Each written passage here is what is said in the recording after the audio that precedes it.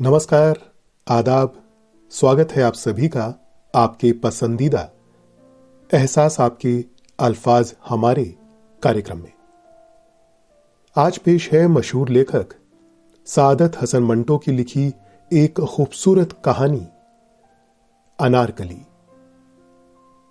लोकेश गुप्ता व रितु कौशिक की आवाज में। नाम उसका सलीम था, मगर उसके यार दोस्त उसे शहजादा सलीम कहते थे, गालिबन इसलिए कि उसके खदो खाल मुगलई थे। खूबसूरत था, चाल ढाल से रौनक टपकती थी। उसका बाप PWD के दफ्तर में मुलाजिम था। तनख्वाह ज्यादा से ज्यादा 100 रुपए होगी, मगर बड़े ठाठ से रहता। जाहिर है कि रिश्वत खाता था।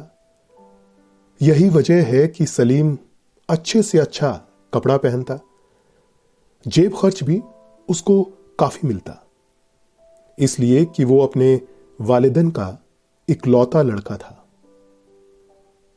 जब कॉलेज में था तो कई लड़कियां उस पर जान छिड़कती थी, मगर वो बेइतनाई बरतता। आखिर उसकी आंख एक शोखोशुंग लड़की जिसका नाम सीमा था लड़ गई। सलीम ने उससे राहो रस्म पैदा करना चाहा। उसे यकीन था कि वो उसकी इल्तिफात हासिल कर लेगा। नहीं, वो तो यहां तक समझता था कि सीमा उसके कदमों पर गिर पड़ेगी और उसकी ममनूनो मतशक्कीर होगी कि उसने मोहब्बत की निगाहों से उसे देखा। एक दिन कॉलेज में सलीम ने सीमा से पहली बार मुखातिब होकर कहा,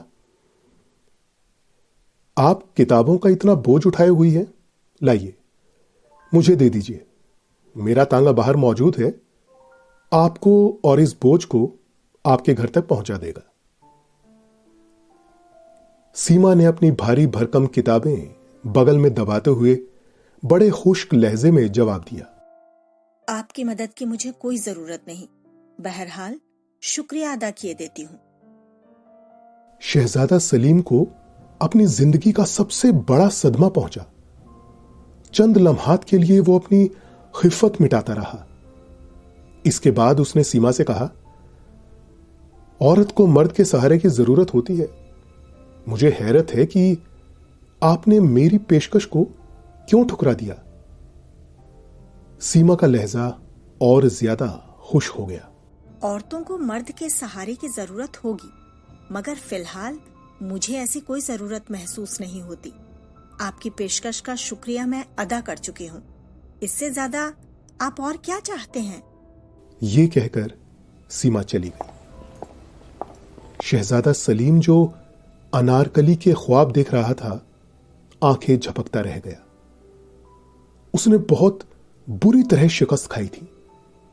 इससे कब्ल उसकी जिंदगी में कई लड़कियां आ चुकी थी जो उसके अब्रू के इशारे पर चलती थी, मगर यह सीमा क्या समझती है अपने आप को?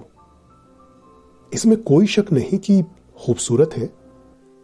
जितनी लड़कियां मैंने अब तक देखी हैं, इनमें सबसे ज्यादा हसीन है, मगर मुझे ठुकरा देना यह बहुत बड़ी ज्यादती है। मैं जरूर इससे बदला लूंगा, चाहे कुछ भी हो जाए। शहजादा सलीम ने उससे बदला लेने की कई स्कीमें बनाई, मगर बारावर साबित न हुई। उसने यहां तक सोचा कि उसकी नाक काट डाले। वो जुर्म कर बैठता, मगर उसे सीमा के चेहरे पर यह नाक बहुत पसंद थी। कोई बड़े से बड़ा मुसव्विर भी ऐसी नाक का तस्वुर नहीं कर सकता था। सलीम तो अपने इरादों में कामयाब न हुआ, मगर तकदीर ने उसकी मदद की। उसकी वालिदा ने उसके लिए रिश्ता ढूंढना शुरू किया। निगाहे इंतखाब आखिर सीमा पर पड़ी, जो उसकी सहेली की लड़की थी।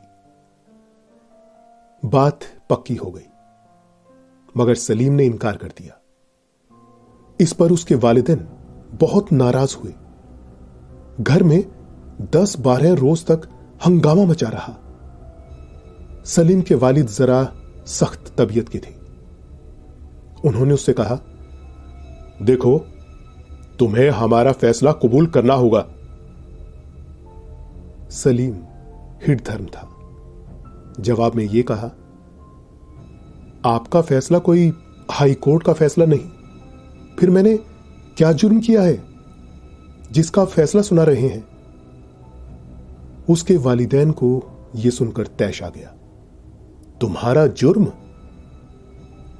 तुम्हारा जुर्म कि तुम नाखल्फ हो, अपने वालिदैन का कहना नहीं मानते, उदूल हुक्मी करते हो। मैं तुम्हें आग कर दूंगा। सलीम का जोश ठंडा हो गया। लेकिन अब्बा जान, मेरी शादी मर्जी के मुताबिक होनी चाहिए। बताओ, तुम्हारी मर्जी क्या है? अगर आप ठंडे दिल से सुने तो मैं अर्ज करूं, मेरा दिल काफी ठंडा है। तुम्हें जो कुछ कहना है फौरन कह डालो। मैं ज्यादा देर इंतजार नहीं कर सकता। सलीम ने रुक के कहा, मुझे एक लड़की से मोहब्बत है।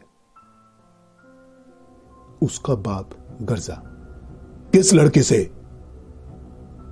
सलीम थोड़ी देर हिचकिचाया और फिर बोला, एक लड़की है।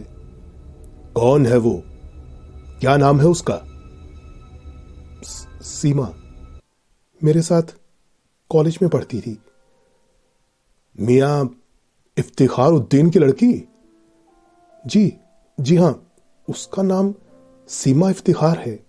मेरा ख्याल है वही है। उसके वालिद बेतहाशा हंसने लगे।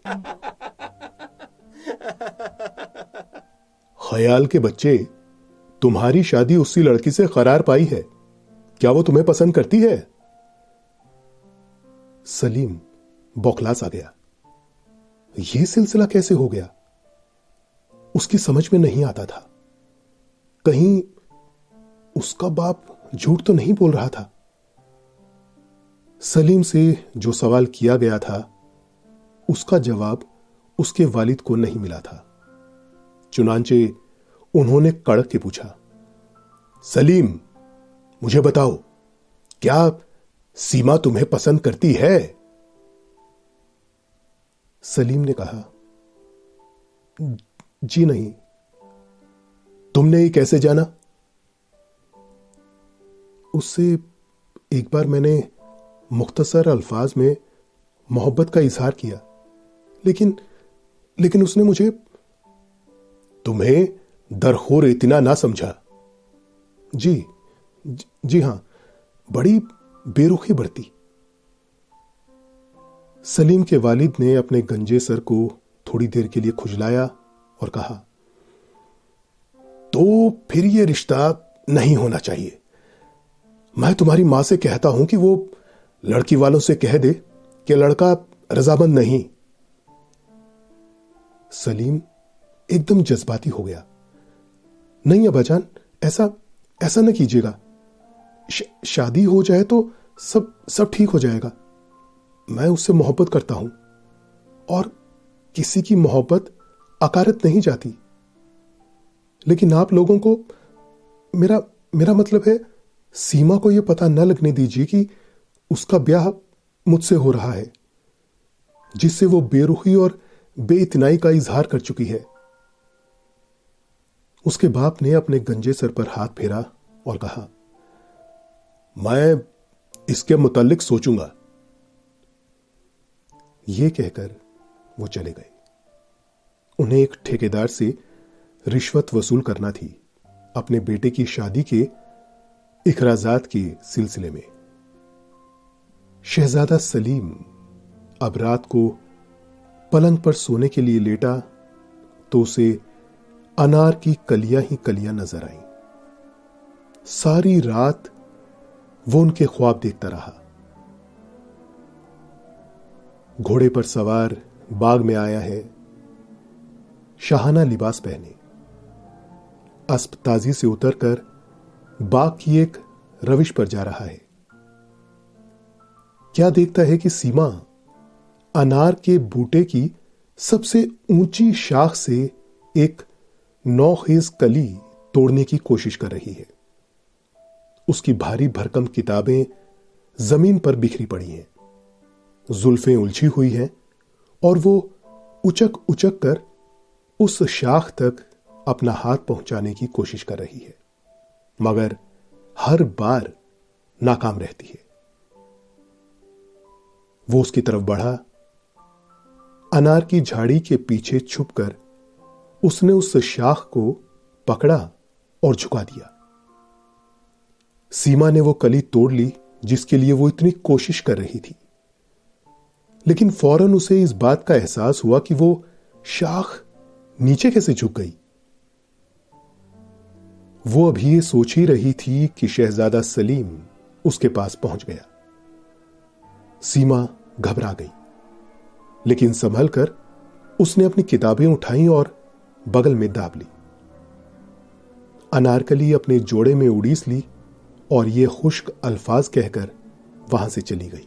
आपकी इमदाद की मुझे कोई जरूरत नहीं, बहरहाल शुक्रिया अदा किए देती हूँ। तमाम रात वो इसी किस्म के ख्वाब देखता रहा। सीमा, उसकी भारी भरकम किताबें, अनार की कलियां और शादी की धूमधाम। शादी हो गई। शहजादा सलीम ने उस तकरीब पर अपनी अनारकली की एक झलक भी नहीं देख पाई थी। वो उस लम्हे के लिए तड़प रहा था जब सीमा उसकी आगोश में होगी। वो उसे इतना प्यार करेगा कि वो तंग आकर रोना शुरू कर देगी। सलीम को रोने वाली लड़कियां बहुत पसंद थी। उसका यह फलसफा था कि औरत जब रो रही होती है तो बहुत हसीन हो जाती है। उसके आंसू शबनम के कतरों के मानिंद होते हैं जो मर्द के जज्बात के फूलों पर टपकते हैं, जिनसे उसे ऐसी राहत, ऐसी फरहत मिलती है जो और किसी वक्त नसीब नहीं हो सकती। रात के 10 बजे दुल्हन को हुज़्ले उरूसी में दाखिल कर दिया गया। सलीम को भी इजाजत मिल गई कि वो उस कमरे में जा सकता है। लड़कियों की छेड़छाड़ और रस्मो रसूम सब खत्म हो गई थी। वो कमरे के अंदर दाखिल हुआ। फूलों से सजी हुई मसहरी पर दुल्हन घूंघट काढ़े रेशम की गठड़ी सी बनी बैठी थी। शहजादा सलीम ने खास एहतिमाम कर लिया था कि फूल अनार की कलियां हों। वो धड़कते हुए दिल के साथ मसहरी की तरफ बढ़ा और दुल्हन के पास बैठ गया। काफी देर तक वो अपनी बीवी से कोई बात न कर सका। उसको ऐसा महसूस होता था कि उसकी बगल में किताबें होंगी जिनको वो उठाने नहीं देगी। आखिर उसने बड़ी जुर्रत से काम लिया और उसे कहा, सीमा। ये नाम लेते ही उसकी जुबान खुश्क हो गई, लेकिन इसने फिर जुर्रत फराहम की और अपनी दुल्हन के चेहरे से घूंघट उठाया और भौचक्का रह गया। ये सीमा नहीं थी, कोई और ही लड़की थी। अनार की सारी कलियां उसको ऐसा महसूस हुआ कि मुरझा गई हैं।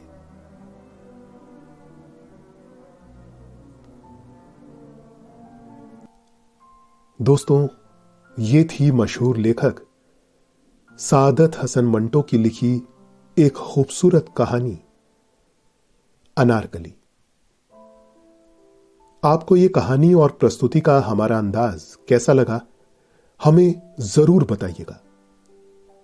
एहसास आपके अल्फाज हमारे प्रोग्राम में अलग अलग किस्म के बेहतरीन प्रोग्राम देखने के लिए इस चैनल को सब्सक्राइब करें और अपनी कीमती राय से हमें मार्गदर्शन दें। शुक्रिया।